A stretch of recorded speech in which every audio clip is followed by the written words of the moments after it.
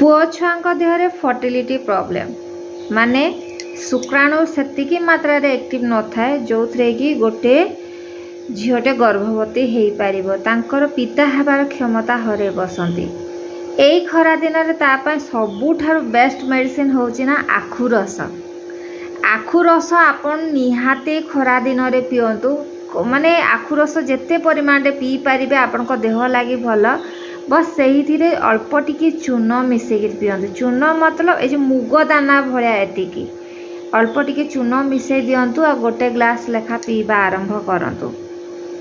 मात्र 7-8 दिन करिकी देखांतु तापर आउ थरे फर्टिलिटी टेस्ट करांतु देखिबे रिजल्ट केते पॉजिटिव आसीबो। हाँ या सहित आपण माने निहाती अश्वगंधा रसायन मिले सेटा को कंटिन्यू करंतु। गोटे ठिपी सहित गोटे ठिपी पानी मिसेई